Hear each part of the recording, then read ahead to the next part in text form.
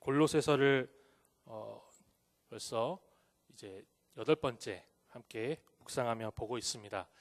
3장을 시작하면서 사도 바울이 우리에게 그리스도의 몸된 우리에게 분명하게 이렇게 권면을 했어요. 옛사람을 벗고 새 사람을 입으라고요. 이러한 권면은 그리스도의 안에 있으면 성도라면 모든 사람에게 공통적으로 해당하는 권면이라 명령이라 볼 수 있습니다. 이제 이어지는 3장 이제 18절부터는 이 벗고 입는 문제가 개개인에게 와서는 어떻게 적용되는지 자세하게 세세하게 구체적으로 가르쳐주는 것을 우리가 확인할 수 있습니다. 본문에서 바울은 수신자들을 6부류로 나누어서 부르고 또 명령하고 권고하고 있습니다. 3장 18절부터 4장 1절인데요.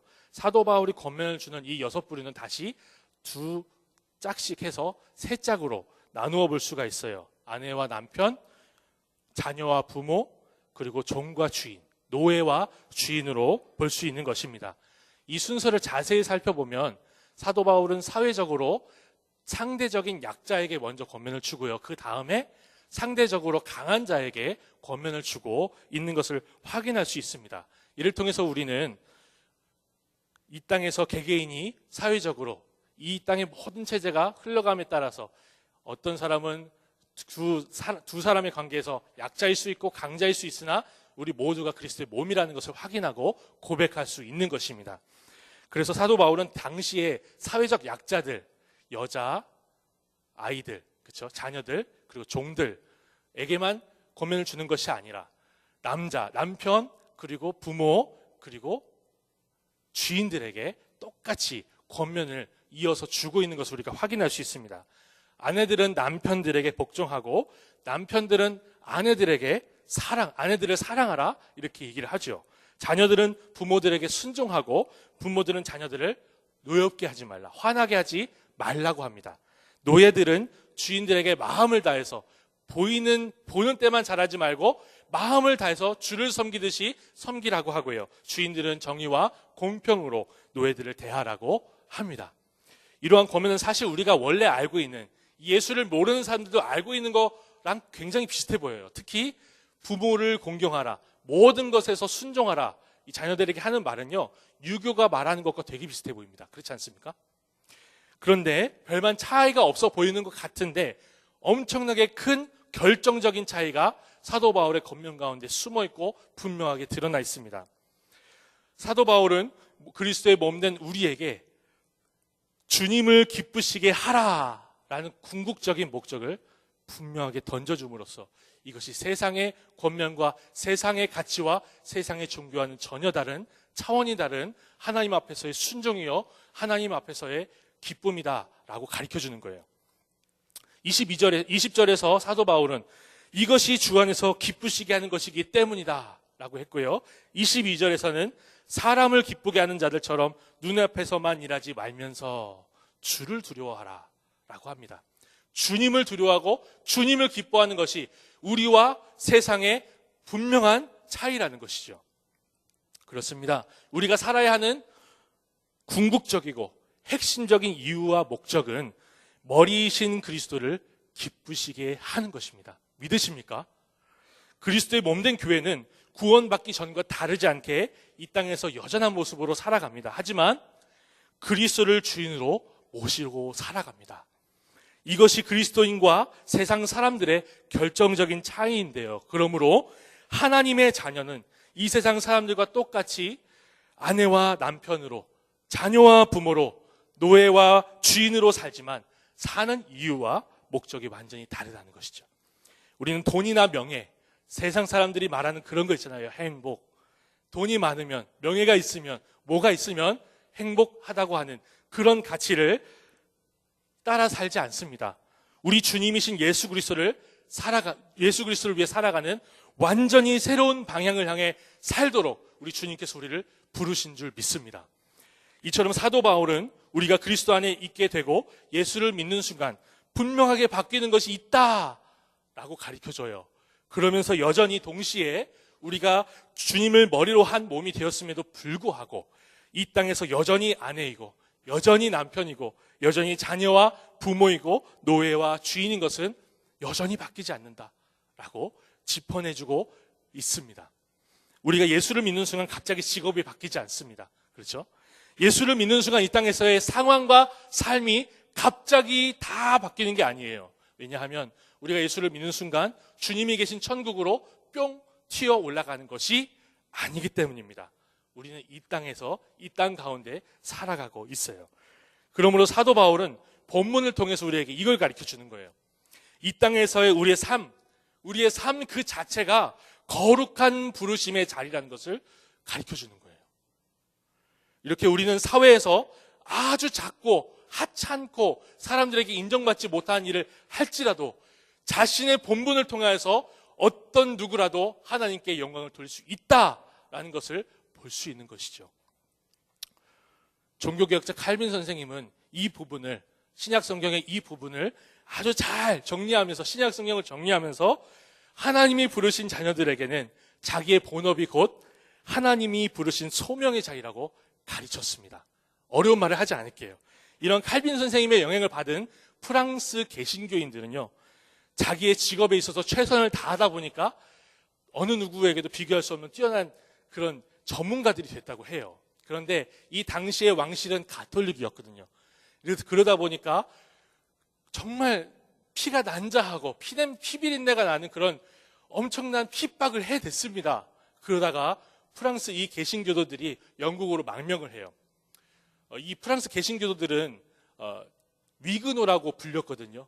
이 역사학자들은, 교회 역사가들은 이 위그노들이 영국에 망명을 했기 때문에 영국이 유럽 중에서 제일 먼저 산업혁명을 할 수 있었다라고 평가하기도 합니다. 그렇습니다. 그리스도 안에 있는 우리 모두는 어떠한 자리에 있든지 간에 거룩한 부르심을 받았습니다. 믿으십니까? 우리는 이제 그리스도의 몸된 교회로서 머리이신 주님을 섬기는 인생의 목적과 목표로 살아갑니다. 이것이 우리가 받은 소명이며 거룩한 삶의 실제입니다. 자녀로서, 부모로서, 아내로서, 남편으로서, 종으로서, 그리고 주인으로서 자기가 맡은 본분을 보이는 사람을 위해서 하지 않고 위에 계신 보좌 우편에 앉으신 주를 위해서 하는 것입니다. 그러므로 우리가 위의 것들을 찾고 생각하며 보좌 우편에 앉으신 분의 칭찬과 인정을 바라본다면 우리의 평범한 일상도 주를 찬양하며 예배하는 자리가 될 수밖에 없습니다. 사랑하는 성도님들, 우리 성도님들의 일상이, 우리 성도님들이 처한 환경과 그 자리가 하나님의 거룩한 부르심의 자리라는 것을 확신하시고 이 거룩한 자리에 우뚝 설 수 있는 하나님의 백성들 되시기를 바랍니다. 저는 이러한 의미에서 훌륭한 목사, 목회자는 가장 훌륭한 아버지이자 남편이 되어야 된다고 생각을 해요. 제가 책을 읽었었는데 저는 옥하는 목사님의 아들 옥성호 집사님이 쓴 책을 좀 많이 봤거든요. 갑각류 크리스천이라는 책을 좀 읽었습니다. 거기서 옥 집사님이 자기 아버지를 회상하는 장면을 읽다가 놀란 적이 있어요. 옥하는 목사님 너무 훌륭하신 분이잖아요. 어디를 봐도 훌륭하시고 뒤를 봐도 앞을 봐도 옆을 봐도 대단하시잖아요. 그런데 이 목사님의 아드님이신 옥성호 집사님이 그 아버지를 회상하면서 아버지가 이제 아들들을 세워놓고 이렇게 얘기하셨다는 거예요. 야, 너네들을 내가 봤는데 자세히 살펴보고 오랫동안 지켜봤는데 너희 중에는 목사 될 자질이 있는 사람이 한 명도 없어. 목사 되려고 하지 마. 이랬다는 거예요. 거기다가 대고 코멘트를 답니다. 아들로서. 우리 아버지는 우리 아들들, 우리들을 그렇게 자세히 살펴본 적이 없으셨습니다. 물론 이제 아버지를 욕되게 하려고, 돌아가신 아버지를 욕되게 하려고 쓴 것 같지는 않습니다. 그런데 이 말씀을 좀 보면서 저는 제가 목회자가 될 것이었고, 그리고 목회자가 됐으니 좀 고민이 되는 거예요. 자녀를 노엽게 하지 말라, 화나게 하지 말라라는 이 말씀이 좀 생각이 나더라고요.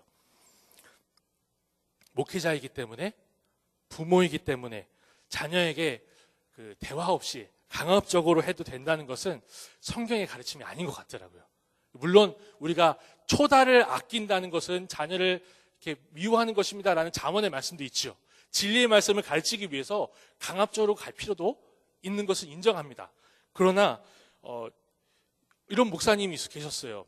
되게 유명하셨는데 지금 좀 어려운 처지에 계신 분인데 책에다 이렇게 쓰셨어요. 자기가 밖에서도 목사님 오셨습니까? 라고 인사를 받는데 집에 들어가면 자녀에게, 아내에게 목사님 오셨습니까? 하고 깍듯하게 인사를 받는다는 거예요. 이거를 되게 좀 자랑스럽게 얘기를 하시더라고요. 제가 안수를 받았어요. 목사가 됐습니다. 그런데 저는 저희 집에 들어가면 그냥 제 아내의 남편이고요. 제 아이의 아빠라는 것을 이 성경을 통해서, 이 말씀을 통해서 권면을 받고 믿고 고백합니다. 바르게 살고 말씀대로 사는 것은 직책과 직분으로 무엇인가 권력을 휘두르는 게 아니라는 것을 하나님이 좀 가르쳐 주시는 것 같더라고요. 좋은 아빠, 좋은 남편이 될 때야 정말 교회를 다스리고 교회 성도님들을 바르게 이끌어 갈 수 있다는 것을 성경을 통해서 또 배웠어요. 제가 좋은 목사 아버지가 있어서 이런 걸 배웠을까요? 전혀 아닙니다. 전혀 아닙니다. 저는 누구에게도 아버지의 역할을 배울 만한 좋은 환경이 하나도 없었어요. 제가 이 성경을 보면서 계속해서 고민하는 거예요. 어떻게 해야 좋은 아빠가 되겠습니까? 좋은 부모가 되는 방법이 무엇입니까? 하나님, 어떻게 해야 될까요? 간구할 뿐이죠. 그러다 보니까 이 6장 1절에서 2절에 넘어오면서 사도 바울도 간구를 하라고 권면하는 것을 발견할 수 있었어요. 4장 2절을 함께 읽어볼 수 있으면 좋겠습니다. 골로새서 4장 2절입니다. 함께 읽겠습니다. 기도를 계속하고 기도에 감사함으로 깨어 있으라. 사도 바울은 이렇게 각 개인에게 분명한 가르침을 입고 벗는 것에 대해서 지식에까지 새롭게 하심을 받은 새 사람을 입는 것이 무엇인지 이렇게 조목조목 가르쳐준 후에 전혀 기도에 힘쓰라 이렇게 번역할 수도 있고요. 기도하고 감사함으로 깨어있으라 이렇게 우리에게 권면하고 있습니다. 뿐만 아니라 사도 바울은 이제 2절, 3절, 4절을 가다 보면 이제 나를 위해서 기도하라, 우리를 위해서 기도하라고 하면서 우리가 복음을 전할 수 있도록 복음의 문을 여시고 말씀의 문을 여시도록 기도하라 라고 말을 해요. 이를 통해서 사도 바울은 복음을 전하는 것도 복음을 믿는 것도 그리고 구원받은 그리스도인답게 구원받은 하나님의 백성답게 사는 것도 오직 하나님의 도우심을 구해야 가능하다는 것을 우리에게 분명하게 표시로 보여주고 있는 것을 알 수 있습니다. 기도 없이는 안 된다는 거예요. 기도 없이는 전혀 안 된다는 거죠. 전혀 기도에 힘써야 하는 이유가 바로 여기에 있습니다. 그렇습니다. 우리와 우리의 자녀들은 주님이 오실 그날까지, 이 마지막 날이지만 주님이 마지막 심판하실 그날까지 이 땅에서 다른 사람들처럼 학교도 가고 졸업도 하고 직장도 얻고 돈도 벌고 결혼도 하고 애도 낳고 늙어갈 거예요. 다 그런 경험, 그렇게 살 거고 세상 사람들하고 별반 다르지 않은 그런 인생의 사이클을 다 살아낼 것입니다. 하지만 그리스도 안에 있는 우리는 삶의 이유와 목표가 완전히 달라졌다는 것을 잊지 말아야 돼요. 우리는 먹고 살기 위해서 어쩔 수 없이 일을 하는 사람들이 아닙니다. 죽지 못해 사는 사람들도 아니고요. 그리스도께서 우리의 머리 되시며 우리의 주인이시라는 사실을 전하기 위해서 살아야 할 것입니다. 하지만 우리가 이러한 분명한 진리를 알고 진리대로 살기 위해서는 반드시 이게 있어야 돼요. 기도의 무릎이 있어야 합니다. 우리는 이러한 진리의 가르침을 우리의 기도 제목으로 삼아 이 저녁에 함께 뜨겁게 간구할 수 있기를 소망합니다. 저는 이제 마치면서요, 설교를 잘하려면 예화를 많이 들어야 된다. 예화집을 만들어야 된다. 감동스러운 이야기들을 많이 수집해야 된다는 얘기를 들었습니다. 제가 경험한 한국 교회도 그래요. 분위기가 대단한 사람들의 예화를 들면 굉장히 좋아해 주시는 것 같아요. 앉아서 들으시는 분들이나 서서 이야기하시는 분들이나 그런 거에 굉장히 그런 좀 열광한다라는 그런 느낌을 많이 받았습니다. 설교 가운데 대단한 사람들에 대한 보통 평범하지 않은 사람들, 엄청나게 큰 응답을 받은 사람들, 대단한 사람들에 대한 이야기를 들으면 되게 재미있고 감동스럽습니다. 맞죠? 그런데 거기서 끝날 때가 많아요. 대리만족으로 그칠 때가 대다수입니다. 저는 그랬어요. 그래서 저는 개인적으로 우리 교회 우리 강기수 목사님이 설교하실 때 예화를 거의 안 드세요. 그냥 예화 없이도 깊은 설교를 굉장히 쉽게 가르쳐 주시는 모습을 보면서 참 복되다. 저는 부교육자로서 여기 있는 게 참 감사하다. 이런 생각이 많이 들어요. 그런데 이런 같은 맥락으로요, 한국교회가 예화를, 대단한 사람들에 대한 예화를 즐기는 것 같은 이런 맥락으로 한국교회는 이걸 또 좋아합니다. 간증 집회. 성공한 사람들, 억식 벌어가는 사람들, 서울대학교 간 사람들, 하버드대학교 간 사람들 불러다가 간증 초청 집회를 많이 해요. 유명한 연예인, 대단하고 대단해 보이는 사람들을 많이 초청해서 간증 집회를 하면 대형 교회들에서 보통 그런 걸 하거든요. 근데 그 대형 교회에 안 그래도 큰 자리가 차고 넘쳐가지고 막 뒤에 서서 간증 집회를 참여하기도 하는 모습을 볼 수 있어요. 그 중에 한 사람이 저였습니다. 그 중에 한 사람이. 그런데 저는 말씀을 보면 볼수록, 말씀을 생각하면 생각할수록 이렇게 대단한 사람들에 대한 예화나 이런 간증 집회를 즐기는, 간증 집회에만 목말라 보이는 현상이 그렇게 건강하지 않다는 것을 제가 깨달았어요. 물론 목회자 분들께서 예화를 드시거나 성도님들이 자기가 살아낸, 자기가 고백하는, 자기가 체험한 그 하나님을 간증하는 거 잘못된 거 아닙니다. 우리 찬송에도 있잖아요. 이것이 나의 간증이요, 이것이 나의 찬송일세 있잖아요. 우리는 그런 간증을 할 수 있어야 됩니다. 그 주님을, 내가 만난 주님을 분명하게 증거할 수는 있어야 돼요. 하지만 우리가 예화와 간증을 마치 영화 보는 것 같이 즐겁게 보기만 한다면, 즐기기만 한다면 그것은 분명히 잘못된 것입니다. 영화나 드라마 그리고 다른 매체들은요, 사람들의 일상만을 보여주지 않습니다. 오히려 일상에서 흔하게 볼 수 없는 것들을 비춰줘요. 왜냐하면 일상만을 보여준다면 그다지 흥미를 못 끌기 때문에 그래요. 그렇죠? 우리가 하루 종일 산 거를 카메라 들고 보여준다면 재미있는 장면 있을 수도 있겠죠. 그런데 보통은 안 보고 싶을 겁니다. 간혹 평범한 일상을 이렇게 보여주는 다큐멘터리가 있다고 생각해 보세요. 있잖아요. 거기에 나오는 사람들은 평범한 사람들이 아니죠. 일상을 보여주더라도 평범치 않은 사람들을 보여줍니다. 이처럼 한국 교회의 편만한 대단한 사람들에 대한 예시와 대단한 사람들의 간증 집회들은 대부분 하나님의 말씀대로 살았던 자신의 고백이라기보다는 기적 체험담에서 끝날 때가 많았어요. 제가 체험한 데는 그래요. 우리 성도님들은 그런 걸 모르셔서 제가 그냥 기우로 높아지면서 말씀드렸다 하고 끝났으면 좋겠어요. 이런 것들을 즐기는 것은요, 남의 얘기, 대단한 사람들의 이야기를 즐기는 것은 예수님의 가르침이나 예수님을 보내신 사도들의 가르침이 아니라는 것을 우리가 성경을 통해서 배웠어요.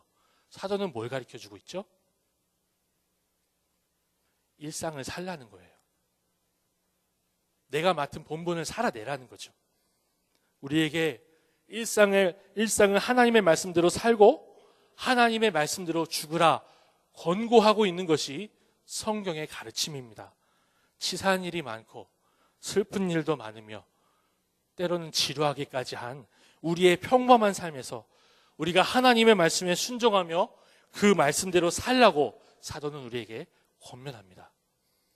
남의 인생 들여다보고 대리만족하라고 성경 어디에도 가르쳐주지 않았어요. 그렇지 말고 나의 하루를 하나님께 드리라, 직접 드리라고 권면하고 있는 것을 확인할 수 있습니다. 나의 평범한 일주일 가운데 내가 아내로서, 남편으로서, 자녀로서, 부모로서, 월급을 받는 사람으로서, 요즘 말로 하면요, 월급을 주는 사람으로서 하나님의 말씀 앞에 서라는 거예요. 우리는 이렇게 우리의 인생의 이유와 목적이 되어주시는 우리 주 예수 그리스도를 의지하고 찬양하는 새 사람을 있기를 소망합니다. 그래서 우리는 이 저녁에 이러한 기도의 제목으로 우리 주님 앞에 나아갈 수 있으면 좋겠어요. 중고등부 친구들이 와 있고 또 중고등부를 위해서 많이 기도할 것인데 대단한 사람들이 될 필요 없습니다. 그렇죠? 대단한 사람들이 되라고 성경은 말하지 않습니다. 하나님 앞에 서라고 분명하게 내가 있는 그 자리에서 하나님의 거룩한 부르심에 응답하라고 가르칩니다. 지루해 볼 수 있어요. 힘들어 볼 수 있습니다. 우리 부모는 얼마 못 벌어서 나를 강남에 있는 학원에 보내주지 못하고